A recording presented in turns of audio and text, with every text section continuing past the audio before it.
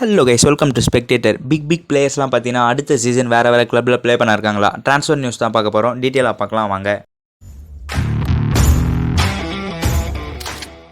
So இனிஷியலாக பார்த்தீங்கன்னா எல்லா கிளப்புமே ரொம்ப ஆக்டிவாக இருக்காங்க அப்கமிங் சீசனுக்கு. ஸோ கொத்தி தூக்கிட்டு வராங்க எந்தெந்த பிளேயர்ஸ்லாம் நம்மளுக்கு தேவையாக இருக்கும். அது மட்டும் இல்லாமல் நல்லா பண்ணிட்டு வர பிளேயர்ஸ் கொஞ்சம் சீசன் போராக இருந்தாலும் அந்த பிளேயர்ஸை நம்ம எடுத்து தயார்படுத்திக்கலான்ற மாதிரி ரொம்ப பெட்டராக மூவ் பண்ணிட்டு வராங்க. ஸோ ட்ரான்ஸ்ஃபர் நியூஸ் பார்க்கறதுக்கு முன்னாடி ரீசெண்டாக சென்னை எஃப்சி ஒரு சின்ன சம்பவம் பண்ணியிருப்பாங்க, அதை பார்த்துட்டு வந்துடலாம்.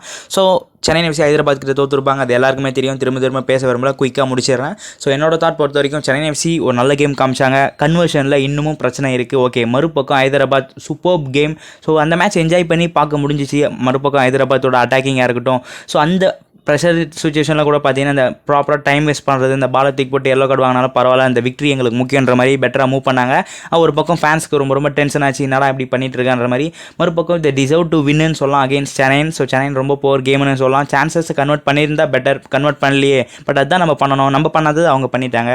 ஸோ இந்த மேட்ச்சை நம்ம தோற்றுருப்போம். பட் அதுக்கு முன்னாடி அவன் கையில் ரொம்ப ஹைப் ஏற்றிட்டாரா, டேஞ்சரஸ் மேட்ச் எங்களுக்கு பிக் சீசன் ரொம்ப நல்லா பண்ணிட்டு வராங்கன்ற மாதிரி ஹைப் ஏற்றி தேவையில்லாமல் நம்ம பிளேயர்ஸ் எக்ஸ்ட்ரா ப்ரெஷரோட மேட்ச் உள்ள வந்து ப்ளே பண்ணாங்களா, ஒரு ரிலாக்ஸோட ப்ளே பண்ண மாதிரியே தெரில. ப்ரெஷராக ப்ளே பண்ண மாதிரி முன்னாடியே ஹைப் ஏற்றிட்டாங்களா சென்னை எஃப்சி, எஸ்பெஷலி அவன் கையல்ன்ற மாதிரி ஒரு பக்கம் தோணாலும், மறுபக்கம் கேமுன்னு வந்துட்டா கண்டிப்பாக நல்ல கேம் காமிச்சு ஹைதராபாத் இந்த மேட்சை வின் பண்ணிட்டாங்க. ஓகே, நம்மளுக்கு கடவுளாக பார்த்து இன்னொரு வாய்ப்பு கொடுத்தாங்க இந்தாங்க அப்படின்ற மாதிரி ஒடிசாவை வின் பண்ணோம். ஸோ இந்த மேட்சை வின் பண்ணி ஒரு 21 பாயிண்ட்ஸில் இந்த ஒரு கம்ப்ளீட் பிரேக்கை வந்து சூப்பராக யூட்டிலைஸ் பண்ணி திரும்பி வரலான்னு. இல்லை நாங்கள் தோத்துட்டு உங்களுக்கு வந்து ஒரு 2 வாரம் 3 வாரம் பார்த்தீங்கன்னா உங்களுக்கு மறுபடியும் டென்ஷனை தான் கொடுக்க போகிறோன்னா நாங்கள் மறந்துட்டு அடுத்தது பார்க்க போகிறோம். ஸோ இதுக்கப்புறம் தேவையில்லாது. ஸோ சென்னை எஃப்சி இந்த மேட்சை தோற்றது மூலிமா தெளிவாக தெரிஞ்சிருச்சு, ரொம்ப கஷ்டம். இதுக்கப்புறம் நம்ம ரொம்ப கேல்குலேட் கூட பண்ண விருப்பம் இல்லை இதுக்கப்புறம். ஆனால் டிசர்வே இல்லை, நம்ம வந்து நல்லா பண்ணால் நம்ம கேல்குலேட் பண்ணி இந்த மாதிரி சென்னைன்னு போனால் சூப்பராக இருக்குன்ற மாதிரி டாப் 6 ப்ளேஸ் பண்ணலாம். ஜம்ஷெட்பூர் நார்த் ஈஸ்ட் எல்லாம் நல்லா பண்ணிட்டு வராங்க. டாப் 6 அவங்களுக்கான தகுதி இருக்குது டாப் 6 போகிறதுக்கு. ஸோ சென்னையை மறந்துடலாம். டாப் 6 தகுதியில் கண்டிப்பாக ஜம்ஷெட்பூர் இருக்குது, நார்த் ஈஸ்ட் யுனைடெட்லாம் வாய்ப்பு இருக்குது. ஸோ கண்டிப்பாக டாப் 6 வேறு எதனா ஒரு பெட்டர் ட்ரீம் பிளேஸாக அவங்க எதிர்பார்க்கலாம். இப்போ ட்ரான்ஸ்ஃபர் நியூஸ் பார்க்கலாம் வாங்க. ஸோ ட்ரான்ஸ்ஃபர் நியூஸில் இனிஷியலாக என்ன பார்க்க போகிறோம், சேம் சென்னை தான். ஸோ பெட்டராக மூவ் பண்ணிட்டு வராங்க. ஆல்மோஸ்ட் 6 பிளேயர்ஸ் அப்ரோச் பண்ணியிருக்காங்க, நம்மளும் அப்டேட் பண்ணியிருப்போம். ஸோ சென்னை எஃப்சி எந்தெந்த பிளேயர்ஸ்லாம் அப்ரோச் பண்ணிட்டு வந்திருக்காங்கன்னு. ஸோ சென்னை எஃப்சியோட ஓனர்ஸ் பொறுத்த வரைக்கும் பார்த்தீங்கன்னா, ஸோ கிட்டத்தட்ட நாங்கள் பழைய அந்த சந்தோஷ காலத்தை ரிட்டர்ன் கொண்டு வர போகிறோம். ஸோ அதுக்காக எவ்வளோ காசு இறக்க முடியுமோ நாங்கள் தயாராக இருக்குன்ற மாதிரி சொல்லியிருக்காங்க. இதே தான் 2 சீசன் அடி வாங்கும் போதும் சொன்னோம். ஒரு சீசன் பரவாயில்ல, 2 சீசன் பரவாயில்ல, இப்போ 3வது சீசன், இப்போ 4 சீசன் ரொம்ப அடி வாங்கிட்டு வரோம். ஸோ இதுக்கப்புறம் காசு இறச்சி என்ன பண்ண போகிறோம், ஹோப் எல்லாம் பெட்டராக அமையும் எதிர்பார்க்கலாம். ஸோ நாங்கள் சென்னை எஃப்சியை பெட்டராக பில்ட் பண்ணுறதுக்காக எவ்வளோ மணி ஸ்பெண்ட் பண்ண முடியும் ஸ்பெண்ட் பண்ண தயாராக இருக்குன்ற மாதிரி சென்னை எஃப்சியோட ஓனர் சொல்லியிருக்காங்க. மறுபக்கம் சென்னை எஃப்சியோட ப்ரிப்பரேஷன் ஸ்டார்ட் ஆகிடுச்சு அடுத்த சீசனுக்கு. இந்த சீசன் இல்லை. ஸோ கிட்டத்தட்ட 6 இந்தியன் பிளேயர்ஸ் அப்ரோச் பண்ணியிருக்காங்க. அதில் ஒரு ஃபாரின் பிளேயர்ஸும் அடங்கியிருக்கும். So 7 players. அந்த ஒரு ஃபாரின் பிளேயர் யாருன்னு நம்ம அப்கமிங் வீடியோஸில், அதாவது அடுத்த டாப்பிக்கில் பார்க்கலாம்.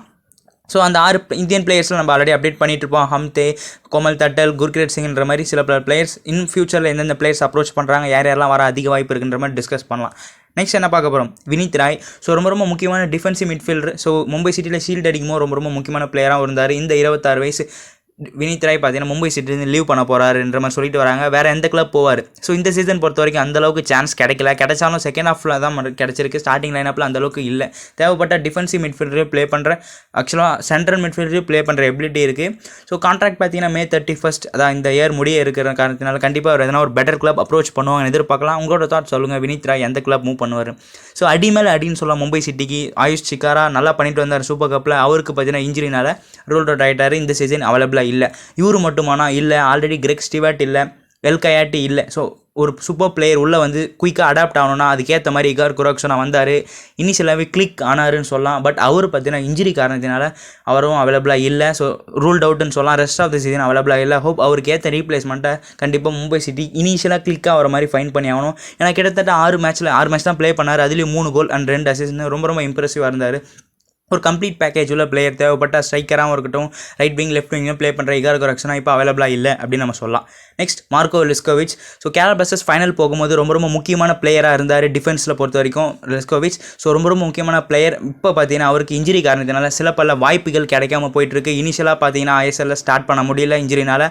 அதுக்கப்புறம் தொடர்ச்சியாக ஒரு 7 மேட்ச் சான்ஸ் கிடைச்சிருக்கும், மறுபடியும் இன்ஜுரினால அவைலபிளாக இல்லை. ஸோ பேசாமல் நம்ம வேறு பிளேயருக்கு மூவ் பண்ணலான்ற மாதிரி கேரளா பிளாஸ்டர்ஸ் திங்க் பண்ணியிருக்காங்க. அந்த வருஷத்தில் இவருக்கு கான்ட்ராக்ட் எக்ஸ்டென்ஷன் கொடுக்கறதா எந்த வித டிசிஷனும் எடுக்கல. மேபி கான்ட்ராக்ட் எக்ஸ்டென்ஷன் கொடுத்தா ஒரு பெட்டர் கிளப்பில் இருப்பார், அதாவது கேரளா பிளாஸ்டர்ஸில் இருப்பார்.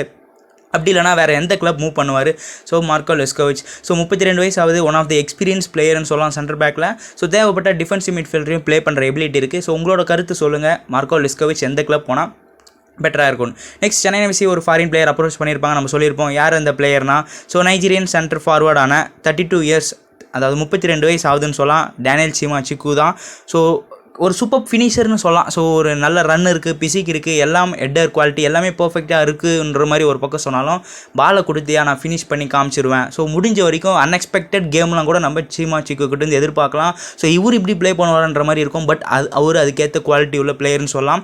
ஸோ 32 வயசு ஆகுது. ஸோ இவர் ஒன் ஆஃப் தி எக்ஸ்பீரியன்ஸ் பிளேயர்னு சொல்லலாம். ஐஎஸ்எல்ல கிட்டத்தட்ட I think couple of years பார்த்தீங்கன்னா ஜம்ஷத்பூர்லேயே டைம் ஸ்பெண்ட் பண்ணிட்டு வராரு. ஈவன் ஷீல்ட் அடிக்கும் போது ஒன் ஆஃப் த முக்கியமான பிளேயர் அண்டர் அவன் கையில் இருந்தாருன்னு சொல்லலாம். இந்த சீசன் பொறுத்த வரைக்கும் 18 மேட்ச்சில் 6 goal and 1 assist. So click ஆனார்னா கண்டிப்பாக தடுக்க முடியாது. ஸோ நல்ல ஹேட்ரிக்லாம் ஸ்கோர் பண்ணியிருக்காரு ஜம்ஷத்பூருக்காக. தேவைப்பட்டால் ஒரு கம்ப்ளீட் பேக்கேஜான ரைட் விங்கர் லெஃப்ட் விங்கிலையும் ப்ளே பண்ணுற எபிலிட்டி இருக்குது. ஸோ டீமுக்காக விளையாடுவார். ஆக்சுவலாக தான்ன்ற மாதிரி போக மாட்டார், முடிஞ்ச வரைக்கும் பாஸ் பண்ணி தான் கொண்டு போக பார்ப்பார்.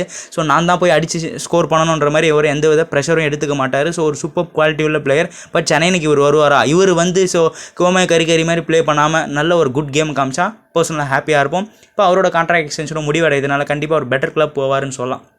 நெக்ஸ்ட் ரியான் வில்லியம்ஸ் பார்த்தீங்கன்னா ஒரு அப்படியே பயங்கரமாக பேசிகிட்டு இருந்தோம். ஆஸ்திரேலியா ஒரு பிளேயர், ஸோ செம்மையாக ப்ளே பண்ண போகிறாரு, பெங்களூரு சூப்பர் சைனிங்னு. அந்தளவுக்கு ஒரு இம்ப்ரெசிவாக இல்லை. பட் அவருக்கு பார்த்தீங்கன்னா கான்ட்ராக்ட் எக்ஸ்டென்ஷன் கொடுக்கறத பற்றி பெங்களூரு எஃப்சி டிசைட் பண்ணிட்டு வராங்க. பர்சனலாக எனக்கு பெருசாக ஃபீல் கொடுக்கல. ஆக்சுவலாக அவர் நல்லா பண்ணிட்டு வராரு, நல்லா பண்ணியிருக்காரு கரண்ட் ஆஃப் த சீசன் பொறுத்த வரைக்கும். பட் எனக்கு பெருசாக தெரில. பட் 14 மேட்ச்சில் கிட்டத்தட்ட 3 கோல் ஸ்கோர் பண்ணியிருக்காரு இந்த மிட்ஃபீல்டர். ஸோ உங்களோட கருத்து சொல்லுங்கள். இல்லை அவர் நல்லா தான் பண்ணிட்டு வராரு, பெங்களூரு எஃப்சி ஒரு பர்ஃபெக்ட் டிசிஷன் தான் எடுக்கிறாங்க அப்கமிங் சீசனுக்கு அவரை எக்ஸ்டென்ஷன் கொடுக்குறத பற்றி. நெக்ஸ்ட் என்ன பார்க்க போகிறோம்னா, கேரளா பிளாஸ்டர்ஸ் பொறுத்த வரைக்கும் ரொம்ப பெட்டராக மூவ் பண்ணிட்டு வராங்க. ஸோ கொஞ்சம் அடி வாங்கிட்டு வராங்க.